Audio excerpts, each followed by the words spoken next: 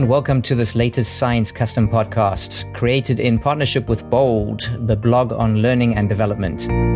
I'm Sean Sanders, Director and Senior Editor for Custom Publishing at Science, and I'm delighted to present this series of podcast interviews with outstanding researchers who are attempting to make positive changes in the lives of children and adolescents by seeking practical solutions for a complex world. Apart from this common goal, they are also all recipients of the prestigious Klaus J. Jacobs Research Prize, a 1 million Swiss francs grant awarded by the Jacobs Foundation that recognizes exceptional achievements in the field of child and youth development. Dr. Paul Bloom is my guest today. Paul is the Brooks and Susan Reagan Professor of Psychology at Yale University, where his research explores how children and adults understand the physical and social world with a special focus on morality, religion, fiction, and art. Paul, I'm really delighted to be talking to you and excited to hear about your research and share it with our audience. So thank you for joining me. Thank you for inviting me. I'm really glad to be part of this. Looking forward to talking with you. So, Paul, maybe I could start off by asking you what role morality plays in maintaining a functional society. Well, one of the reasons why I'm so interested in morality, our sense of good and evil, of right and wrong, is that it's everywhere. And it's absolutely critical to social and political and familial life. Imagine how you could get along without any sense of gratitude or resentment or appreciation, without any ability to judge somebody as doing something good or something bad. There'd be no justice system. There'd be no relationships. Relationships often turn on appreciation of right and wrong and morality. And without an understanding of morality, we'd be at a total loss in appreciating how the world works. A lot of the issues that we talk about today, everything from Black Lives Matter demonstrations to the treatment of the COVID crisis, are moral ones. Moral psychology has a lot to say about this. So how does our morality change as we mature from babies into toddlers and then into teenagers and young adults?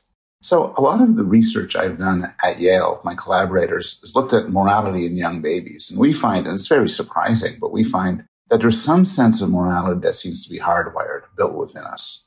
And some appreciation of good and evil, some rudimentary sense of fairness and justice. But plainly, this needs to go through a lot of development. I think babies and young children are unable to reflect on their morality. They're unable to apply reasoned arguments. They're unable to take the perspective of others in moral disagreements.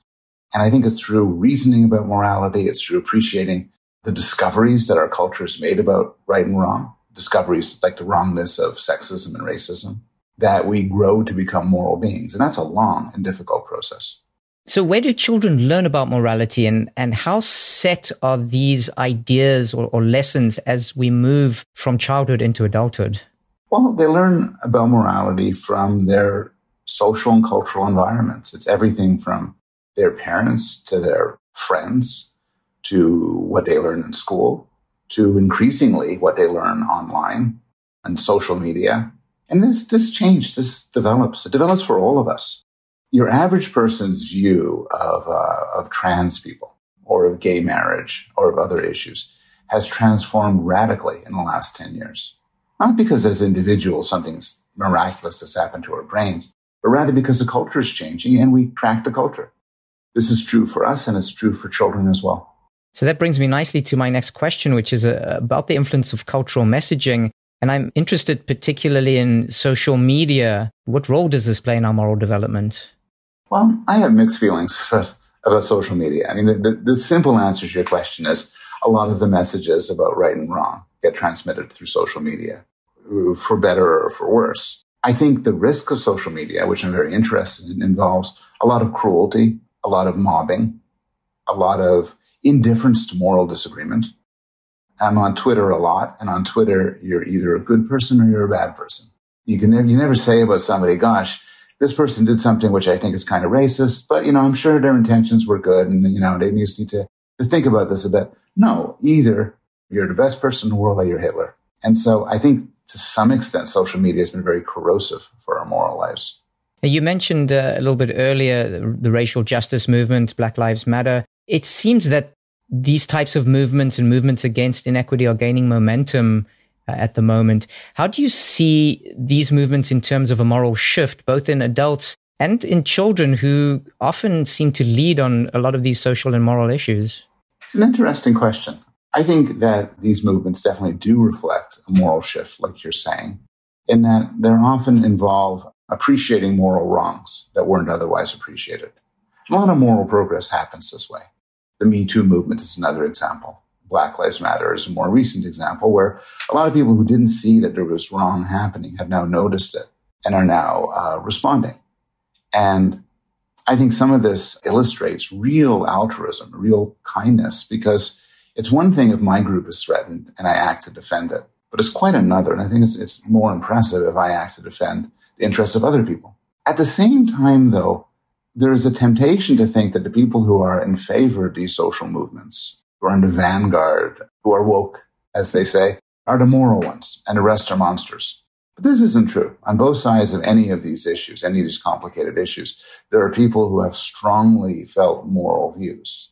We miss a lot when we forget that the people we disagree with are as morally driven, honestly morally driven by moral convictions as we are.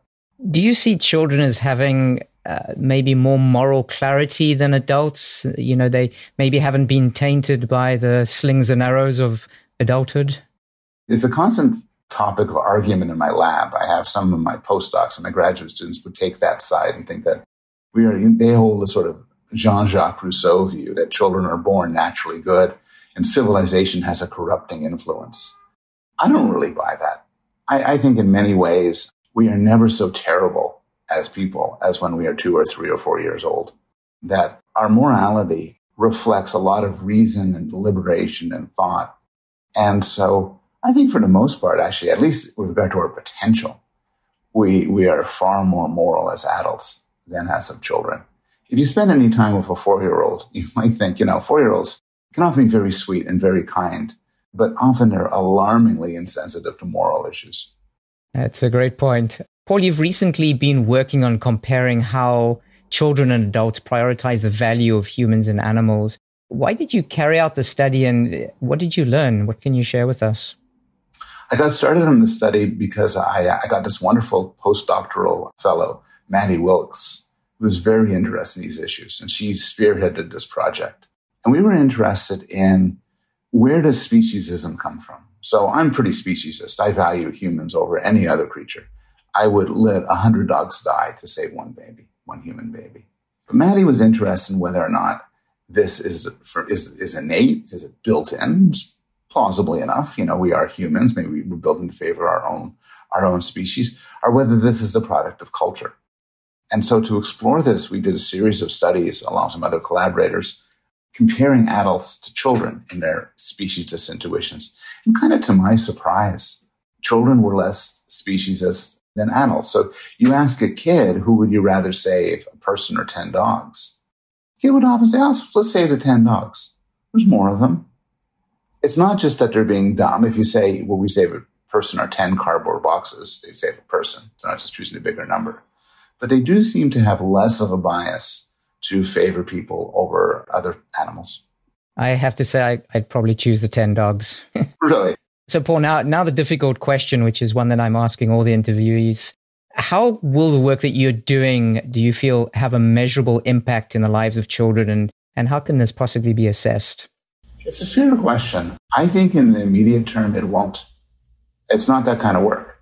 It's not that the speciesism papers coming out in the top scientific journal, that's not why people are going to read it and say, now I want to make the lives of kids better. I want to be appropriately humble here. And I want to sometimes worry. I think psychologists aren't very humble. I think we often make exaggerated claims about how we'll make the world a better place. I think in the short term, this is not what my work is about. My work and the work of my colleagues and my students is about figuring out how children's minds work and how adults' minds work, how we think about morality and sociality and human connection. The history of this sort of science, though, suggests that this basic science often yields extraordinary results down the line. Some people think that basic science, unfettered by any desire to let's bump up school scores by 4% or let's do this, right? Just saying we're interested in how things work, that in the long run, this is much better than applied work. I wouldn't make that claim. That's arrogant too. But the answer to your question is, no, not right away, but I hope sometime in the future. Well, Paul, it's really been wonderful talking to you. I appreciate you taking the time to share your work with us, and the very best of luck with your future research. Thank you. This has been a real pleasure. I hope we can do it again. And thank you to our podcast audience for joining us. If you'd like to send us your feedback or suggestions, please send an email to custompodcast@aaas.org. For more podcasts in this series, please visit the Blog on Learning and Development website by going to bold.expert. Again, thank you to Dr. Paul Bloom and to the Jacobs Foundation for making this series possible. I'm Sean Sanders. Thank you for listening.